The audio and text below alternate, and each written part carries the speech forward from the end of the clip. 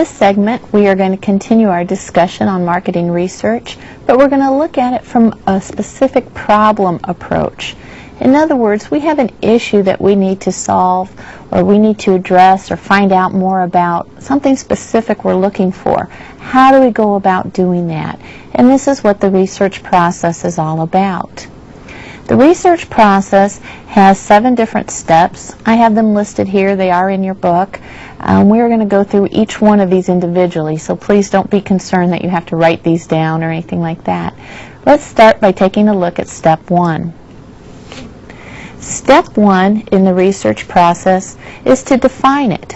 What is it we want to do with this process? What kind of problem are we looking for? So we're really setting some objectives. It is important to set these objectives because it keeps you on course. What you'll find as you start doing research is that it's very easy to find information that's interesting, that's nice to know, and you can start going off on tangents exploring that nice to know information. We want to avoid that. We want to make sure we're spending our money wisely. As I said at the end of the last segment, research is extremely expensive. So we need to be cognizant of that and be very good stewards with that resource.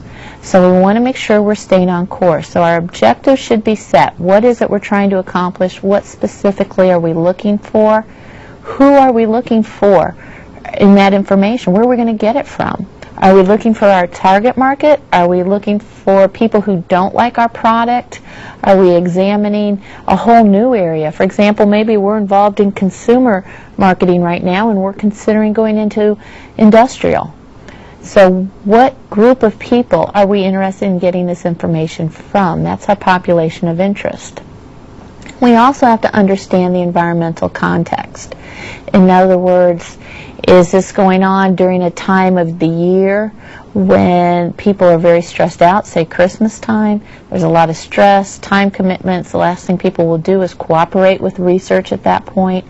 Is there things going on in the economy where people are going to be very negative about new products, about risking money, and therefore any kind of survey results are probably going to be skewed because they are biased based on the current economy. So those are just some examples of what we're looking for with the environmental context. The second step in the process is to actually design the research. How do we want to go about it? What kinds of approaches are we going to take? We will be making a decision whether to use secondary and or primary data. To get secondary data, you do secondary research. To get primary data, you do primary research. You should always do secondary research first. Okay, that should be a given. Secondary data is information that's already available. It was collected for another purpose. You can get it from a lot of different sources. You can get it from inside your own company, previous research you have done, your sales reports. That information may already be there. But you can also go outside your company and look online, as long as it's a reputable source, at government publications, journal articles. You can find a lot of information by looking at past research that's published. You want to be careful with secondary data, though. There are some problems. First of all, it may be out of date, so make sure you check to see if it's still timely for your needs. There may also be some questions about how this information was collected. So you need to know enough about research to be able to look at this and say, is this good stuff? Can I use this information? Or did they go about it in a weird way? For example, many years ago, I saw a commercial on TV where an aspirin company, who shall remain nameless, advertised that their product was chosen and preferred by 4 out of 5 doctors. Well, you know as well as I do that that claim goes on all the time. And I wondered, how could that be? So I wrote to the company and I asked to see their research. By law, they have to supply that to me. So I got their research study, which was way thick. And basically what it came down to, the way they collected the information is they set up displays in different stores of their product. And they had somebody standing next to it with a clipboard. And whenever anybody came over and looked at the product, touched it, picked it up, showed any kind of interest, they asked them what their occupation was. As soon as they had enough people, say doctor or physician, they could check it off on their list. The research was done. This information's not good information. You know, a lot of doctors went over to the counter and picked the aspirin that they like and they use all the time, but they weren't counted in this study. But the law says that you have to be able to back up your claim. It doesn't say it has to be scientifically valid.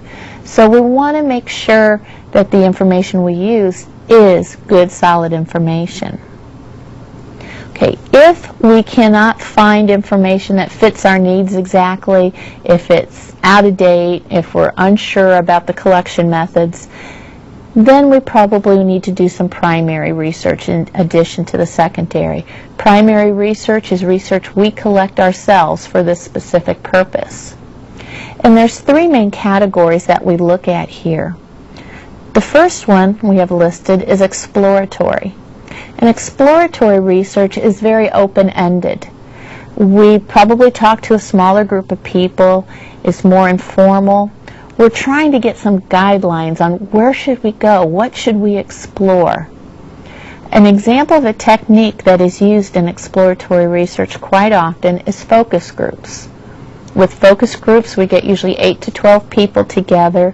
We video record it.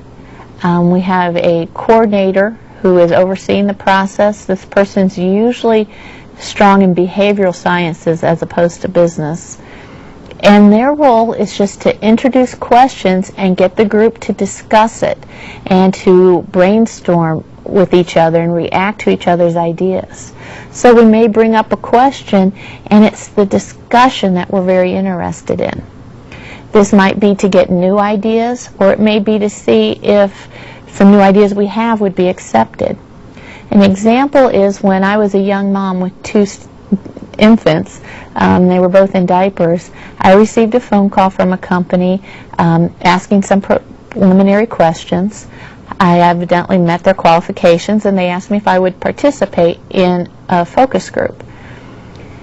The questions they had asked me were about what diapers I used, and at that point I was using Huggy diapers, disposable diapers, and I was very loyal to that brand. So I guess staying home with my boys had kind of turned my brain into mush or something, and I thought that going into this focus group, we would all just sit around and talk about how much we love Huggies. And that wasn't true. There was 12 of us there. 6 of us were very loyal to our brand of the disposable diapers, and 6 were very strong environmentalists. So just think about that for a minute. There was built-in conflict from the get-go. This focus group was sponsored by Procter & Gamble, as they told us later on, and they were trying to develop an environmentally friendly disposable diaper. So they brought out product offerings, they asked us questions, they had different materials for us to test, and we couldn't agree on anything. So you kind of walk away feeling like, wow, I really let this company down, but that's not the truth. We saved that company a lot of money. That product was never on the shelf. Evidently other focus groups agreed with ours, and such a product was never developed. Now, a descriptive research, which is our second collection type that we could do there, descriptive is going to use large groups of people, look for common statistics. We may use questionnaires to do this. But the key here is that we're talking about a large number of responses that we're really trying to get. Who buys our product, why they buy our product, what influences them, etc. And the last one we have listed is causal. And causal research is looking for cause and effect relationships. A common technique we use in causal research is experiments. We may set up like a test market, which is a type of experiment, where we control the variables of our product, of our packaging, of our pricing, of where it's being sold, and we see if the target market responds appropriately according to our strategy and our objectives. If not, we'll go back and change our strategy. And there's other types of experiments as well, but that's the most common type. Okay, so those are the first 2 steps. Now, if we have used secondary data, we could probably skip step 3. if we had good secondary data. However, if we have to collect primary information, this is what we need to spend some time talking about. We're going to have to go through some different ways of collecting it. We may use observation to collect primary data, and this can be done mechanically. For example, you probably go to a grocery store and have a little member card of some type, and every time you go through line, you scan that card. Well, what that does is it gives us information that goes right into our database. We know what you bought, how often you buy, how much you pay, what promotions you respond to. We can make a good generalization as to how many people are in your family, what the ages are. We can look for connections, and I'm just making this one up. Do people who buy canned soup also tend to buy People magazine? And if that's the case, we know there's a tie in there, and we may want to help some of our suppliers and say, you know, advertising in People magazine is a good thing for canned soup manufacturers. So we're looking for some connections there. So by using those scanners, that's the type of observations. Also, security cameras give us a lot of information. We play those back at fast speed, and we can see traffic patterns. We can find bottlenecks. Displays people are walking past and not seeing. We can kind of see problem areas in that manner. But what I want to spend some time talking about is the survey method. And survey method means we're trying to get information from you and give some information. There's an exchange going on here, and you're fully aware of it. You're participating in this. Sometimes, for example, with that observation, I may be observing you in the store. I personally may be pretending to stock shelves and be watching your behavior. You're not aware of it, but in survey you are. We can get this information in a number of different ways and places. The first way we can do a survey and send out some questionnaires is through the mail. And you probably think initially that that is not in a very effective manner. It's actually very good. With a mail survey, you don't need a high response rate. Many times 3 to 5% is extremely acceptable. What we're looking for is not how many returns we get, but if they are representative of our target market. And if they are, we're probably getting some good information. Mail surveys really need to be short. People aren't going to spend a lot of time filling out lengthy surveys usually, unless there's some kind of inducement. And that happens. Times I've gotten money, I got a calculator.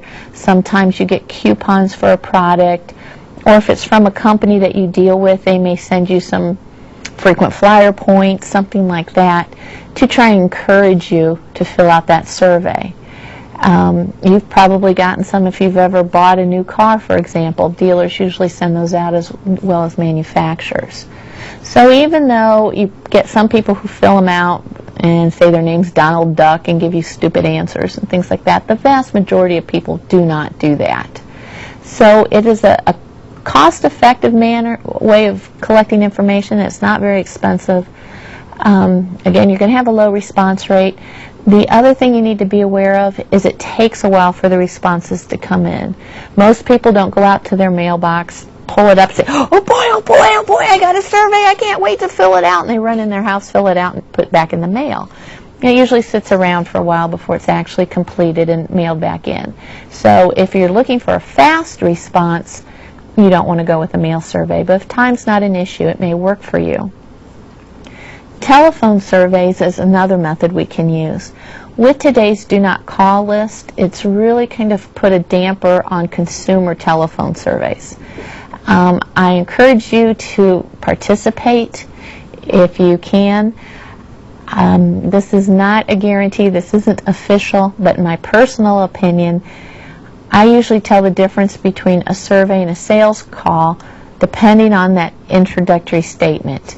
If they say, I have a couple questions for you, it should only take a few minutes, it's probably going to be a sales call. The reason is a telephone survey is going to take a substantial amount of time. They have to find out your current behaviors, your predicted behaviors, your motivators. They have to get demographic information from you. It's going to take 10, 20, 30, or maybe even longer. And what's more, they're going to tell you that up front. because they don't want you to start completing their telephone survey and then get tired and hang up in the middle. So they're going to tell you up front how long it'll take. So that's usually what I use as a judge. Telephone surveys are also very effective in the B2B market. It's a good way of getting information. Most companies are more than willing to participate. They know this information is going to benefit them in the long run. And to be honest, their research department's probably doing some as well. So that you're usually more likely to get cooperation, except you usually have to schedule an interview time to do that. You can't just call and expect to catch the purchasing agent, for example, available. You have to schedule that. Face-to-face surveys are very effective. It allows us to get very in-depth and really explore people's motivations and influences. We may do the face-to-face in people's homes, which does not happen very often anymore. But it could also be, for example, in a mall interview, what we call mall intercepts. And you've run into these people before. You go down the aisle there at the mall, your arms are full of packages, and somebody comes up to you and says, "Can I ask you a couple questions?" They ask you those questions, and they say, "Okay, thank you for your time. Have a nice day." And you walk away. And it's funny, when you watch people walk away, they're usually all grumpy, like, "Why'd I do that?" Well, you know what? If they said thank you and you walked away, you're actually a loser. They rejected you. They did not want you.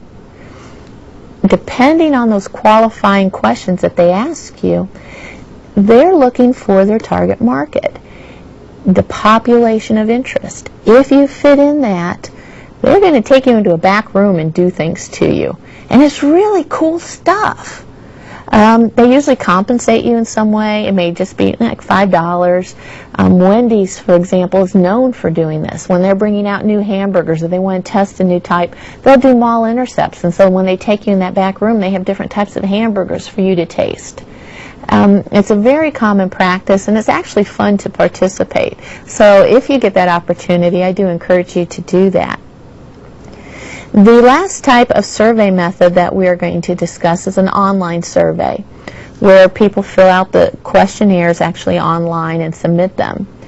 Now again, just like the mail surveys, this is very cost effective. It is not expensive at all. Your response rate will probably be a little bit higher than the mail, but not significantly higher. But where you get a real advantage is the time element. Okay, those come back instantaneously and you get your results. The downside of an online survey is that there's a built-in bias. There's going to be a preference towards people who use computers regularly. So that can be okay as long as you're aware of it. Step 4 in our process is sampling, and this means who are we going to talk to. Your book goes through this pretty well. I'm not going to spend much time on it. But a probability sample means everybody in a population has a certain percentage chance of being chosen to be in the sample. A non-probability means we're looking for a specific person or type. And so not everybody has a chance of being chosen. We're really looking for something more specific than that. And it all comes down to our objectives.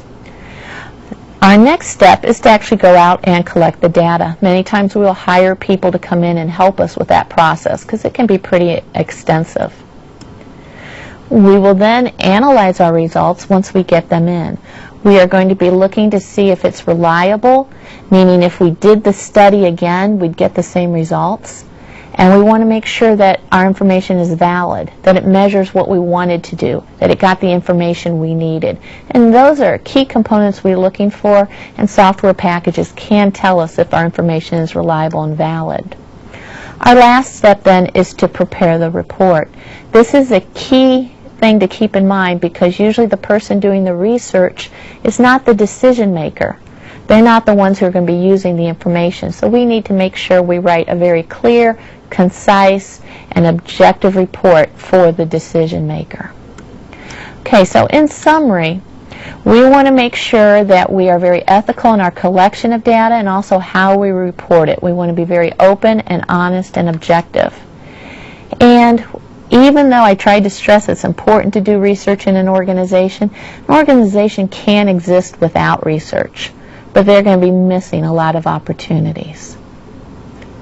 Have a good day.